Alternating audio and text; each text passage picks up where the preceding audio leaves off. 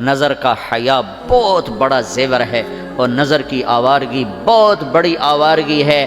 دلوں کو تباہ کرنے کے لیے اس سے زیادہ خوفناک کوئی چیز نہیں ہے، اور دل کو روشن کرنے کے لیے اس پردے کو جھکانے سے زیادہ کوئی چیز نہیں ہے۔ جس کی نظر نیچے ہوتی ہے پوری دنیا کے شیطان مل کر اسے گمراہ نہیں کر سکتے، جس کی نظر اٹھ جاتی ہے پوری دنیا کے جنید بغدادی اس کے دل کو پانی نہیں لگا سکتے اور اس کے دل کو نرم نہیں کر سکتے۔ آنکھوں کے غلط استعمال سے جو زہر اندر جاتا ہے اس کا کوئی تریاق کوئی نہیں ہے، تریاق کوئی نہیں ہے، اور نظروں کو جھکانے سے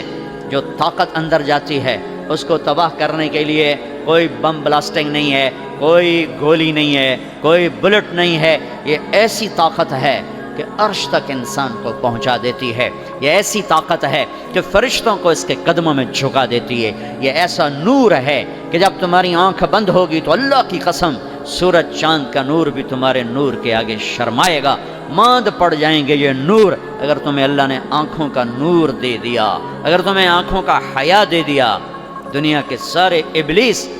تمہیں گمراہ نہیں کر سکتے۔ عمیر بن حبیب روم کی قید میں آئے تو رومن 10 آدمی تھے، 9 قتل کر دیے، یہ بڑے خوبصورت تھے، لمبے چوڑے تھے، تو اس کو ایک رومی سردار نے اپنا غلام بنا لیا۔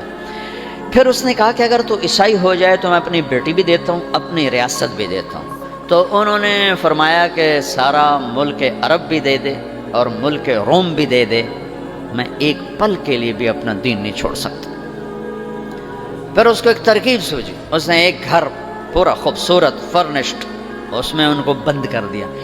اور شراب بھی رکھ دی، کھانا بھی رکھ دیا، ایک خوبصورت لڑکی کو تیار کیا کہ اس سے گناہ کرواؤ۔ وہ آ گئی، وہ گناہ کی دعوت دے رہی، یوں بیٹھوں 3 دن گزر گئے، 3 راتیں نہ کھایا نہ نظر اٹھائی نہ پیا۔ 3 دن کے بعد وہ لڑکی کہنے لگی تو کیا بلا ہے،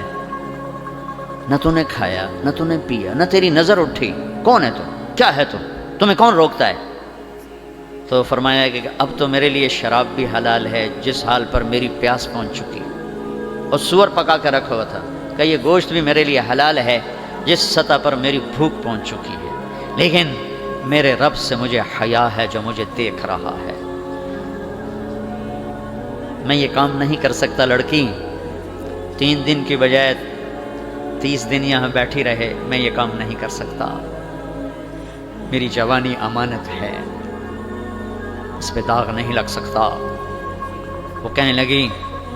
تیرے جیسے انسانیت کے تاج کو میں قتل نہیں ہونے دوں گی، میں تمہیں چھوڑاؤں گی۔ باہر نکل کے کہنے لگی سردار تو نے مجھے کس کے پاس بھیجا ہے؟ لوہا ہے، نہ کھایا نہ پیا، یا پتھر ہے کہ ایک دفعہ اس نے نظر اٹھا کے نہیں دیکھا، میں کہاں سے اس پہ ہاتھ ڈالتی؟ اور پھر رات کو آئی، ایک تھیلے میں کچھ کھانا اور ایک مشکیزے میں تھوڑا پانی،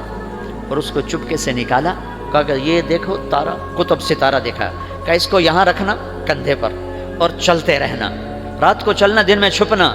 اگر اس کو تم نے اس سیدھے کندھے کے ساتھ رکھا تو ایک دن تم عراق پہنچ جاؤ گے۔